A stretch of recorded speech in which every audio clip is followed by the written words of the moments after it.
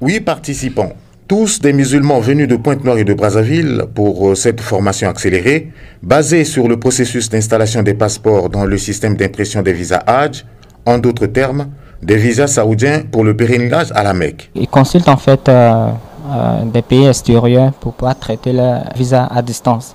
Donc ce qu'on va faire, c'est de les permettre en fait de pouvoir eux-mêmes produire cela ici.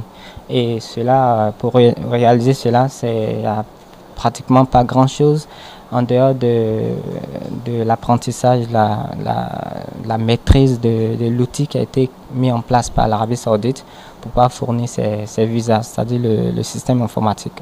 Donc ce que moi j'ai fait, c'est de leur apporter cette connaissance, c'est-à-dire comment maîtriser cet outil. Et ben voilà, ils pourront traiter ici dorénavant en local plutôt que d'aller ailleurs. Cheikh Edi Serge Youssouf Ngolo, président par intérim du Conseil supérieur islamique du Congo, contextualise la dite formation. Il a été enclenché depuis un certain moment une démarche, comment faire que le système informatique de traitement de visa soit observé depuis Brazzaville ici. Hier, on pouvait avoir contact avec Libreville, avec certains de nos frères qui sont au Mali, mais le comité national de pèlerinage a estimé qu'il fallait faire recours à un expert qui connaît très bien le système informatique de traitement de visa. Et voilà, ces réformes, à l'instar de cette formation sur les visas Hajj, est bien accueillie par les participants. Nous avons jugé utile que nous soyons vraiment indépendants concernant le traitement de ces dossiers-là. Et voilà pourquoi nous sommes là, pour apprendre, évoluer dans la connaissance est la chose la plus importante pour un musulman. Il est à retenir que l'expert ivoirien a donc 10 jours ici à Brazzaville pour former au nouveau processus d'obtention des visas Hajj, soit du 15 au 25 février 2023. Voilà, bonjour monsieur Ibrahim Itela, vous êtes imam, donc représentant de la communauté islamique Ahmadiyya du côté de Gamboma. Oui. Vous allez bien? Oui, ça va. Alors, vous avez suivi là le reportage qui parle de cette formation des musulmans pour les visas Hajj. Une réaction quand même? C'est une bonne nouvelle? Bismillahirrahmanirrahim. Ashhadu an la ilaha illallah wahdahu la sharika lahu. Ashhadu anna Muhammadan abduhu wa rasuluh. C'est bien, je pense, que le Haut Conseil islamique puisse prendre les dispositions pour les autres musulmans pour aller au pèlerinage en toute quiétude. Je pense que c'est quelque chose à encourager. C'est quelque chose à encourager. Donc vous aussi, vous pourrez aller là-bas à la Mecque? Oui, nous n'avons pas du tout de problème pour aller à la Mecque. C'est plutôt si ceux qui, des autorités, nous refusent le visa, comme souvent c'est le cas, par exemple pour le cas de nos frères pakistanais, où c'est inscrit dans leur passeport qu'ils sont Ahmadis, donc ils ne peuvent pas avoir le visa d'aller. Mais nous considérons que la Mecque est pour tous, les terres saintes de l'islam est pour tous, et personne n'a le droit d'empêcher les autres, sous quelque prétexte, d'y aller. Et beaucoup des Ahmadis à travers le monde partent régulièrement, que ce soit pour la Umrah ou que ce soit pour les Hajj chaque année, donc ça ne nous pose aucun problème. Cette année, vous irez à la Mecque? Je n'en ai pas certainement pas le moyen, mais quand j'en aurai, Inch'Allah, j'irai. On vous permettra d'aller quand même? Mon passeport n'a pas de problème, à moins qu'on refuse le visa. Parce qu'on me dit que vous êtes interdit d'aller à la Mecque. Oui, c'est interdit pour les Ahmadis. Surtout, c'est inscrit, comme je viens de le répéter, pour ceux du Pakistan. Mais pour ceux à travers le monde, le gouvernement ne peut pas vérifier parce que ce n'est pas inscrit dans le passeport, la religion. Voilà. Il n'y a pas de problème sur ce point. D'accord. Alors, il vous arrive de nous dire ici souvent, lorsqu'on reçoit M. Saïd, que le Coran, ou pourquoi pas l'islam, sont sujets à contradiction dans les milieux musulmans et que même le Coran ou le prophète Mohammed aurait prédit que l'islam va se diviser, voilà, vivra des divisions autour de 72 ou 73 entités ou sectes.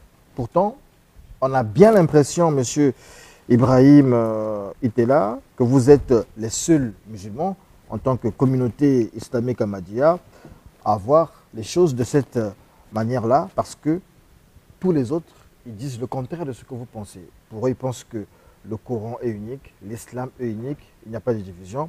Aujourd'hui, on se demande alors comment comprendre cet islam-là. Merci beaucoup pour la parole. Je pense le président national représentant légal, M. Saïd Ahmad, était en train de faire le sujet sur comprendre l'islam. Et cela dans le même objectif que nous continuons ce sujet. Il faut comprendre d'abord une chose, qu'aujourd'hui, à travers le monde, ce n'est pas seulement un problème des musulmans, mais le problème des religions. C'est que les gens ont oublié ou ont abandonné les vrais objectifs de la religion. La religion doit apporter la paix, la tolérance, l'amour dans la société. Mais quand les gens s'approprient le droit des dieux et qui pensent comprendre la religion mieux que ceux qui ont reçu la révélation, alors nous arrivons à de tels dérapages, pensant que l'islam serait unique dans le sens dont nous comprenons, mais c'est quelque chose de faux. Il suffit d'allumer la télé, on parle des chiites et des sunnites qui s'entretuent, nous tous nous voyons chaque temps à la télé. Donc ce n'est pas quelque chose de dire. La religion, comme c'est tel que révélé, est une. Mais aujourd'hui, au sein de l'islam, nous savons qu'il y a plusieurs tendances, et ce n'est pas seulement le cas de l'islam, c'est le christianisme, le judaïsme, toutes les religions passent dans cette phase-là. Nous, on croyait que il n'y a qu'un seul et unique islam, un seul Coran, il n'y a pas bien Oui, il n'y a qu'un seul Coran. Il n'y a pas de différence dans le Saint-Coran. Tous musulmans, nous au moins musulmans, nous nous différencions pas ou nous nous battons pas sur les fondements de l'islam. Les fondements de l'islam sont mêmes, les 5 piliers de l'islam, les 6 piliers de la foi sont mêmes, le nombre de prières sont mêmes et le Coran n'a jamais été changé et le même. Mais nous divergeons sur l'interprétation de certaines prophéties liées à l'eschatologie islamique sur les temps de la fin. Le prophète de l'islam avait bien dit, ça viendra un moment où les musulmans aussi seront divisés, comme les juifs étaient divisés, comme les chrétiens étaient divisés. Et en ce moment, Dieu enverra un Messie, un Mahdi, pour les réformer. Pas seulement les musulmans, mais l'humanité tout entière. Mais à l'interprétation de cette prophétie qui fait que certains le prennent au sens littéral, pensant que c'est Jésus qui est déjà mort, ça fait plus de 2000 ans, qui va physiquement descendre du ciel. Et nous croyons que non, c'est une métaphore, comme Jésus lui-même avait interprété en parlant des cas d'Élie, que ce n'est pas le Élie dont les Juifs attendaient qu'il devait descendre du ciel, mais c'est Jean-Baptiste qui était la réalisation de la prophétie. De la même façon que nous disons à l'ensemble du monde que le Jésus qu'ils attendent, ça fait plus de 2000 ans, il ne reviendra pas. De la même façon que Jean-Baptiste était venu à la place d'Élie, de la même façon qu'aujourd'hui, Hazrat Mirza Ghulam Ahmad, le fondateur de la communauté musulmane ahmadiyya, est venu étant que deuxième avènement du Messie. Donc c'est ça, le Jésus dont on parle dans la Bible. Oui. Hein, ça veut dire qui doit venir, qu'on attend, oui, ou qui devait venir pour certains, c'est en réalité le fondateur de la communauté islamique ahmadiyya. Oui, c'est ça. Ça, c'est ce que les chrétiens n'acceptent pas, mais surtout aussi des musulmans comme vous, mais qui ne font pas partie de la communauté islamique ahmadiyya, refusent. Oui. Alors, vous sortez ça d'où? Cela sort des Écritures, comme je viens de le dire, que d'abord, Dieu envoie les prophètes pour guider l'humanité.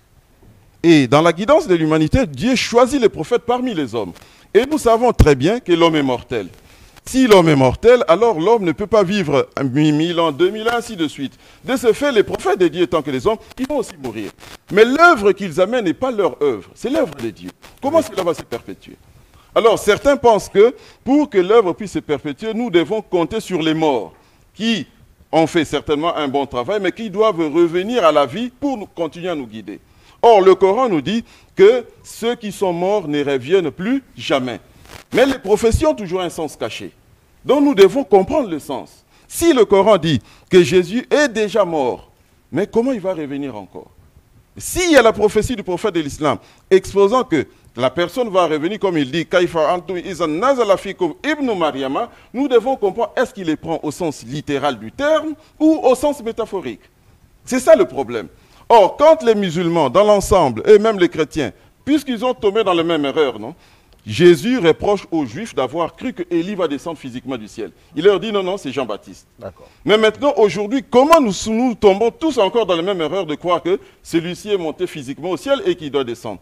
Nous devons alors ouvrir nos yeux que quand on parle de l'avènement de quelqu'un qui est déjà mort, ce n'est pas lui qui revient, mais quelqu'un dont la tempérance spirituelle, le travail, ressemblera à cette personne-là.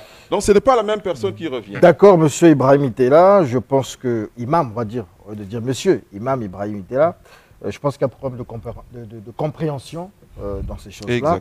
Et si la majorité à ce jour ne comprend ni l'islam, ni le Coran, et rejette les enseignements du Messie promis, donc le fondateur de la communauté islamique Ahmadiyya, quelles peuvent être, j'ai envie de dire, les conséquences ou peut-être comment peut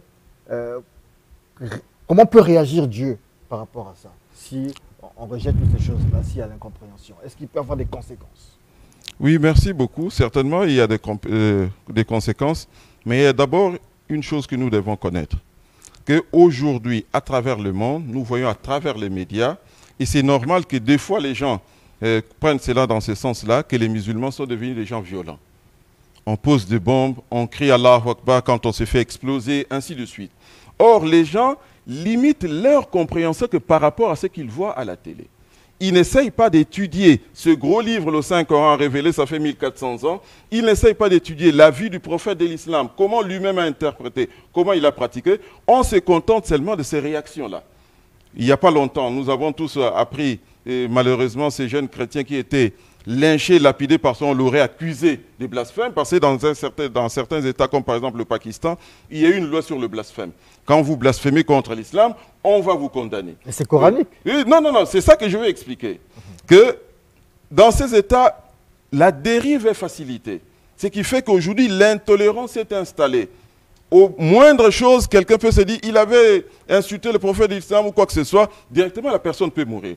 Or, quand nous lisons le Coran, et c'est ça que le rôle de l'avènement du Messie pour Mohammed était très important pour raviver l'islam, et que nous ne trouvons pas cela dans le Coran.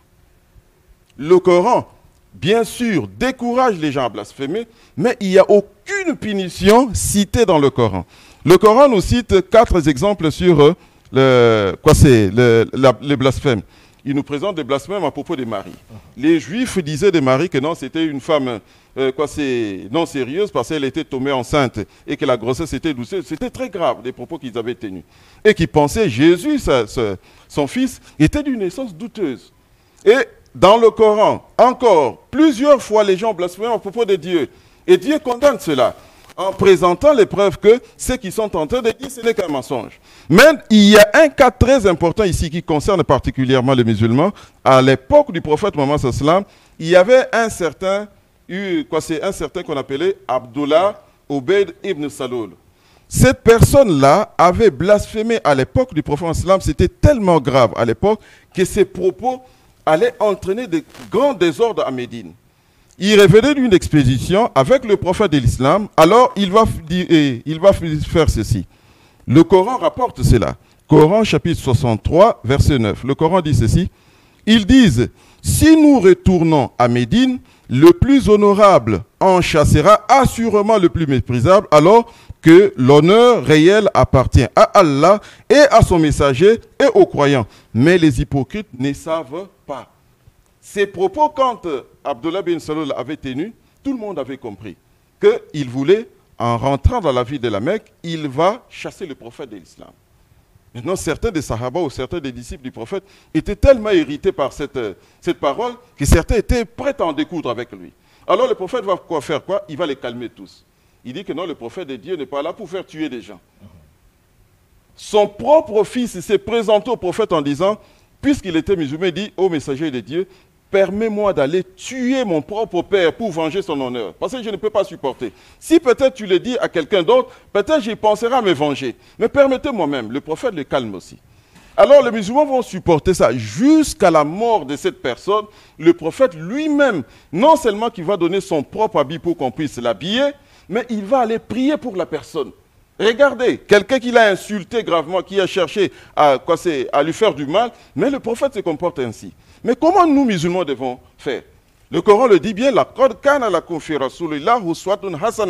c'est la personne du prophète que Dieu nous a donné comme modèle. Si lui-même s'est fait insulter gravement, il a pardonné à cette personne, il a pris son propre habit pour habiller cette personne, quelle serait notre réaction?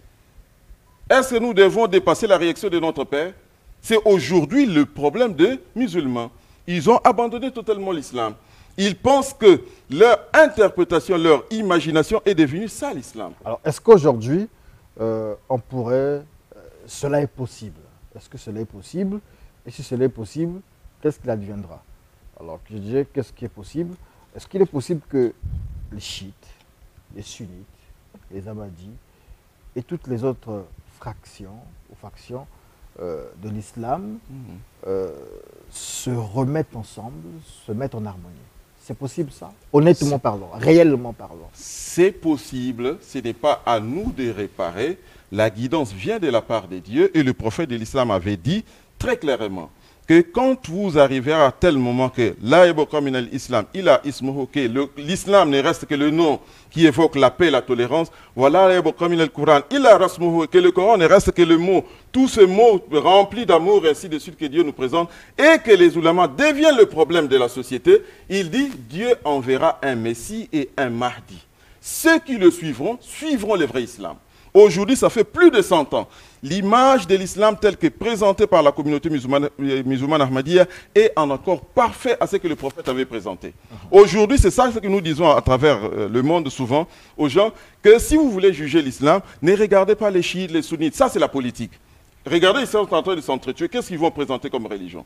Aujourd'hui, l'image d'une communauté unie, qui a un système établi par Dieu, avec un califat guidé par Dieu, c'est la communauté musulmane ahmadiyya. Aujourd'hui, regardez, on parle aujourd'hui du vent de radicalisation des jeunes musulmans à travers le monde. Non? Dans tous les pays, que ce soit en Europe, en Asie, tous sont allés peupler Al-Qaïda, État islamique, mais aucun jeune de la communauté musulmane ahmadiyya n'a pu se retrouver dans de pareils endroits. Comment nous avons fait?